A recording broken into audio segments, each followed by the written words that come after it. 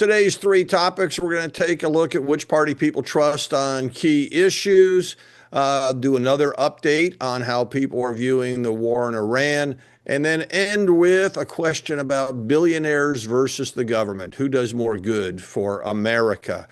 Before I get to those topics, though, I do want to make a quick comment on the good news that the TSA agents will be getting paid. They certainly deserve it. And it's a shame they're used as political pawns in these budget battles. But it's important to understand why this issue became such an important topic in the political bubble.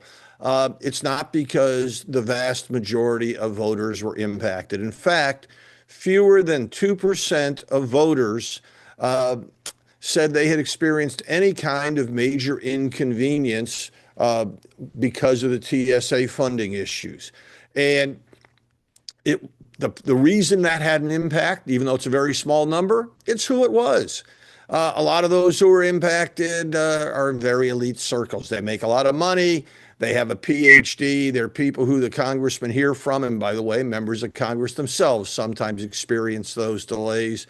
So the good news is they're getting paid. The frustrating part of it is it's because the political system responds primarily to those who have more elite attributes. But on to the topics of the day. When it comes to the issues that voters trust on different topics, most of them are unchanged this month. The Democrats still have a big edge on healthcare, 16-point edge. Republicans have a big advantage on national security and on immigration.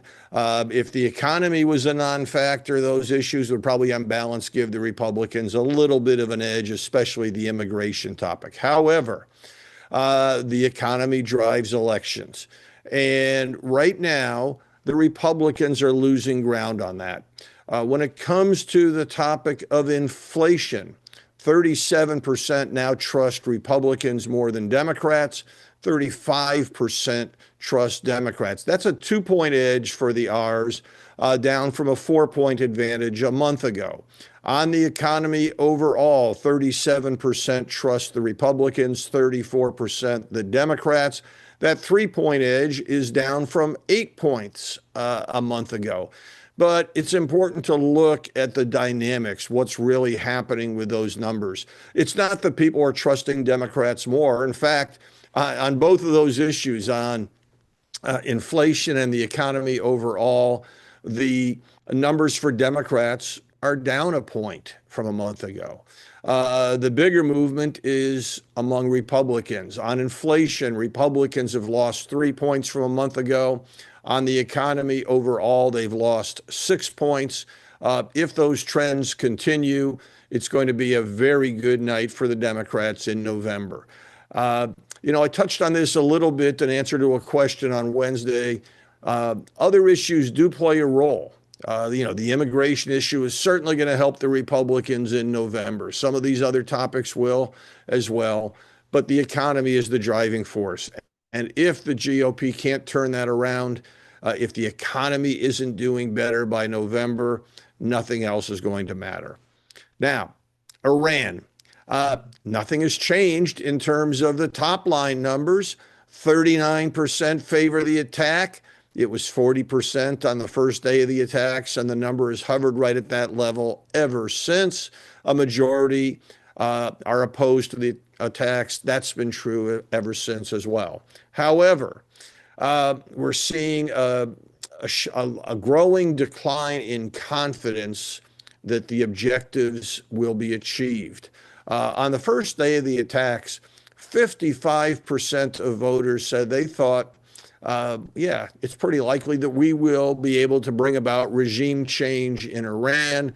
And most of them thought it would be accomplished in a matter of days or perhaps a week.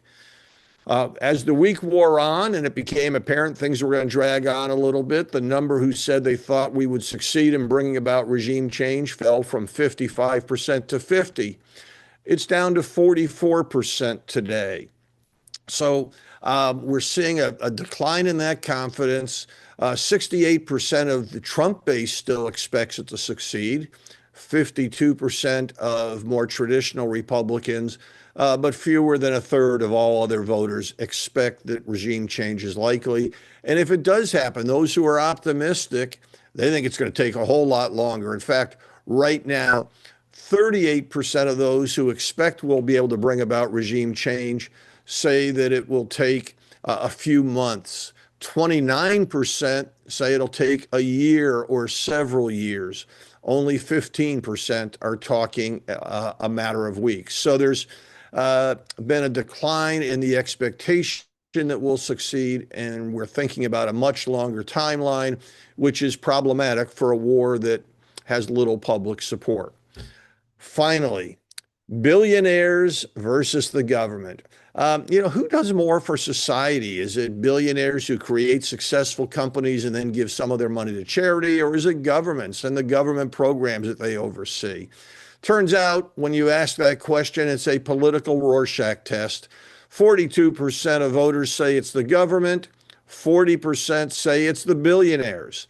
Now, Republicans by a 2-to-1 margin say billionaires do more for society. Democrats by a 2-to-1 margin say the opposite.